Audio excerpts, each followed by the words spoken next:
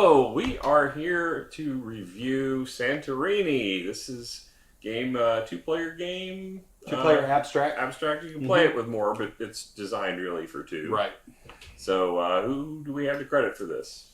Before we start, hit that subscribe button. You want to make sure you follow along. You don't want to miss out a bell. single moment. And if you hadn't been subscribing, you might have missed out on those exciting opening of bags that we did at the end of the Terraforming Mars video. Yes. You might want to go check that out. You've got, we did it for 22 minutes. You don't have to sit through it all. So, Santorini came out in 2016. Board Game Geek rating is 7.5. Designer is Gordon Hamilton. Art, Lena Cossette and David Forrest. MSRP $29.99. Cool. And I can tell you, Rob likes this game already because he won. Yes.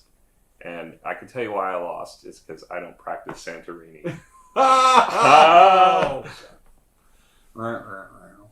So, anyway, as far as the quality of components, I love these little buildings. It's awesome. It's just very plastic. well done. Yeah, it'd be really cool to have these like in a ceramic or something. Yeah, like a porcelain, or even painted, or look like different buildings. But you can do that yourself.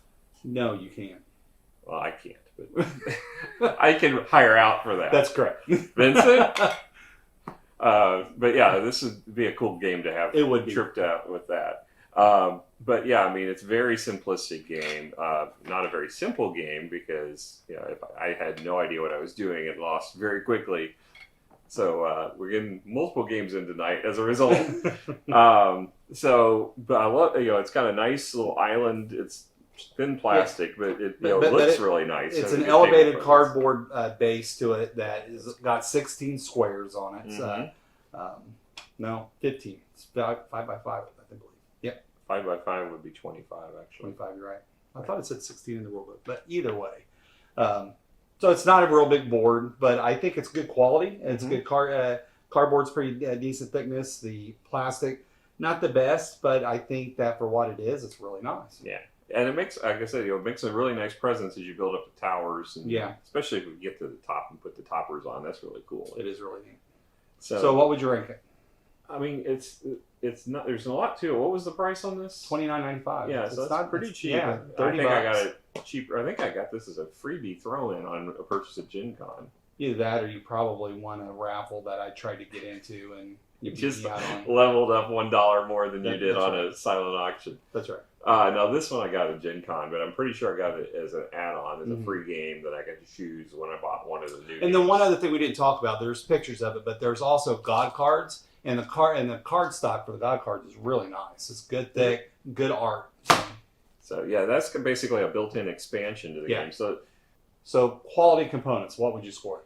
I actually think this is probably an 8. I mean, as far as there's not a lot to it. There really isn't, but all of the pieces, I mean, these are not great quality, but they are nice, solid plastic, and they look really nice on the table. And I love the little miniature guys. Yeah. They're really nice. So I think an 8's a good score. I think 8's a good score as well. So, theme.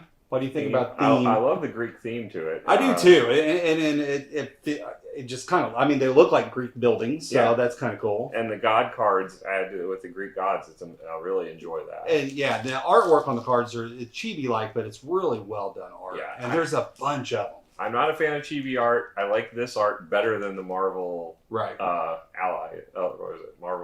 Marvel United. That's it. But I do agree. It's good art, and I like the fact that you get so many different cards as well. So it really adds a lot of variety to the game. The rulebook does recommend that you play a couple of games without the God cards just to get the basic mechanics of the game down. But the God cards really can add a lot to that game with it, as far as different actions that you can take advantage of. And you can tell by the number of pieces on the board, I didn't get this game down at all. Because I had never played before. Rob had. So he explained the rules fine. I just didn't grasp it until the actual strategy of it at all. So I lost badly quickly. As far as we talked about the theme, let's talk about the rule book. You read the rules, I didn't. It's literally one page.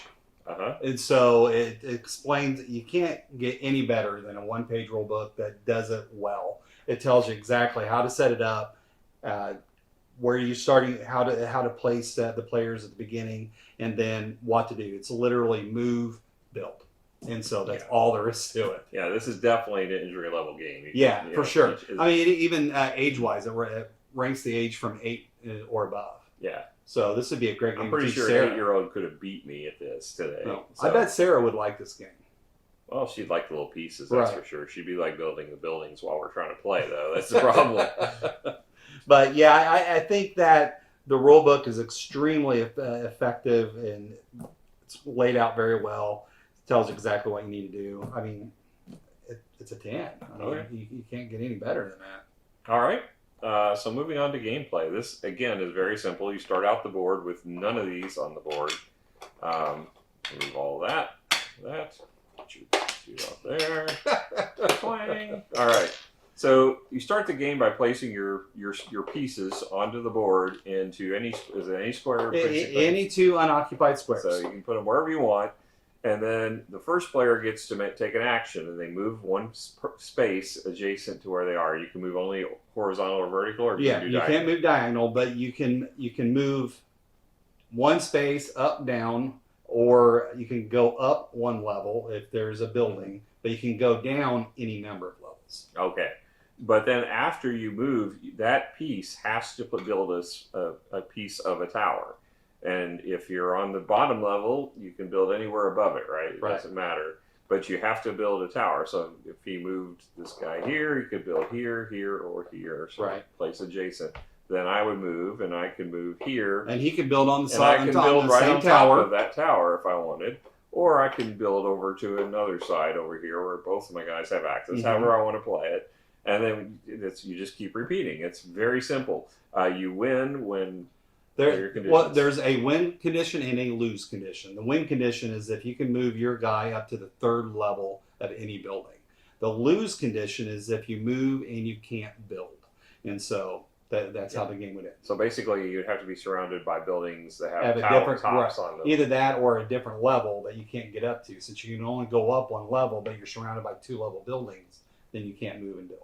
Oh, you couldn't move. The build part you could still do. You couldn't move, though. Yeah, and it doesn't matter on the height. You can build at any level. But you as can't long as you're move adjacent, you just can't move.